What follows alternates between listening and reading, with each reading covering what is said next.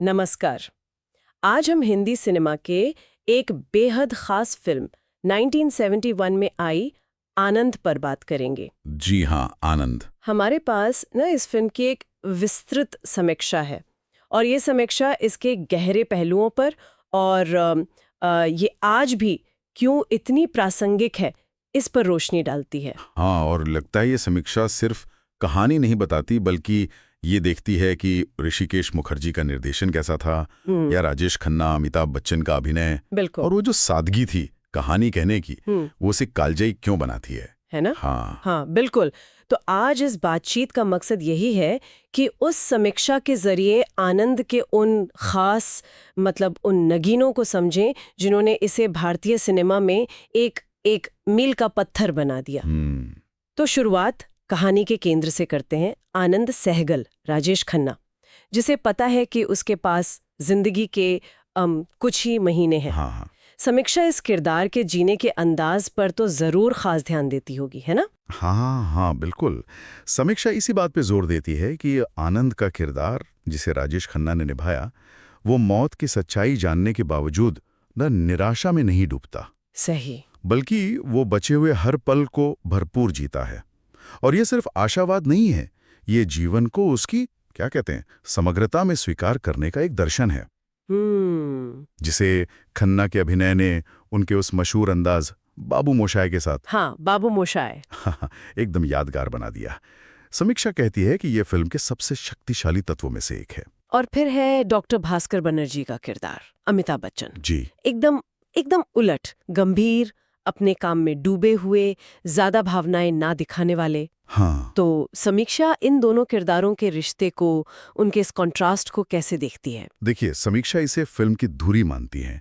एक तरफ आनंद की जिंदादिली, दूसरी तरफ भास्कर की गंभीरता, उनका टकराव और फिर धीरे धीरे उनके बीच जो वो गहरी दोस्ती पनपती है, कमाल है। सही बात। ये सिर्फ दो किरदारों का मिलना नहीं है, ये असल में दो अलग जीवन दर्शनों का संवाद है। वाव। समीक्षा के मुताबिक बच्चन ने बहुत कम डायलॉग्स के साथ भी अपनी आंखों से, अपनी बॉडी लैंग्वेज से भास्कर के अंदर का तूफान और उसका बदलता नजरिया बखूबी पेश किया है। मतलब एक सूक्ष्म अध्ययन है अभिनय का। बिल्कुल। अभिनय के अलावा समीक्षा संगीत पर भी जरूर कुछ कहती होगी। सलील चौधरी का संगीत, योगेश के लिखे गीत। अरे हाँ, बिल्कुल। समीक्षा कहती है कि संगीत सिर्फ बैकग्राउंड स्कोर नहीं है, वो कहानी का एक भावनात्मक हिस्सा है। गाने जैसे कहीं दूर जब दिन ढल जाए, क्या गाना है, या जिंदगी कैसी है पहेली, ये सीधे किरदारों के मन की बात कह देते हैं। हाँ। समीक्षा बताती है कि कैसे ये गीत फिल्म के दर्शन को, मतलब जीवन की अनिश्चितता, उसकी खूबसूरती, उसकी उदासी, उसको गहराई देते हैं। सही कहा। वो सिर्फ सुनने में अच्छे नहीं लगते, वो कहानी के मतलब को बढ़ाते हैं। बिल्कुल। और ऋषिकेश मुखर्जी का निर्देशन, उनकी फिल्मों में वो सादगी और यथार्थवाद की बात तो हमेशा होती है। इस समीक्षा में उनके निर्देशन के बारे में क्या खास बताया गया है? समीक्षा मुखर्जी के उस मध्यम मार्ग सिनेमा की तारीफ करती है।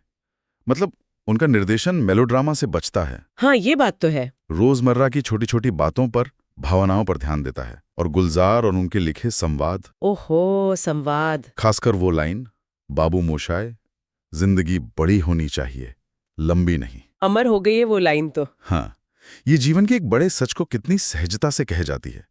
समीक्षा के मुताबिक यही संतुलन, हास्य, दर्शन और गहरी संवेदना का, बिना किसी भारीपन के फिल्म को खास बनाता है। तो अगर हमें समीक्षा से मिले जो मुख्य बिंदु हैं उन्हें समेटें, तो आनंद के महानता छिपी है उसके किरदारों के भावनात्मक सफर में।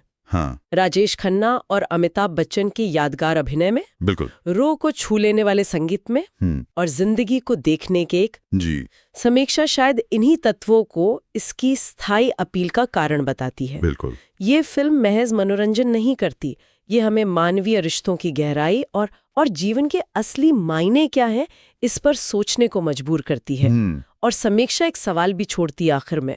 वो ये सोचने पे मजबूर करती है कि आज की इस भागदौड़ भरी दुनिया में, जहां सब कुछ इतना तेज है, इतना क्षणिक लगता है, क्या आनंद जैसी कहानियां जो हमें जरा रुक कर जीवन की सुंदरता और उसकी नश्वरता पर सोचने का मौका देती हैं, क्या वो पहले से भी ज्यादा जरूरी हो गई हैं? ये एक बहुत अच्छा सवाल है, सोचने लायक। हाँ, एक दिलचस्प सवाल है जिस पर शायद हम सबको सोचना चाहिए।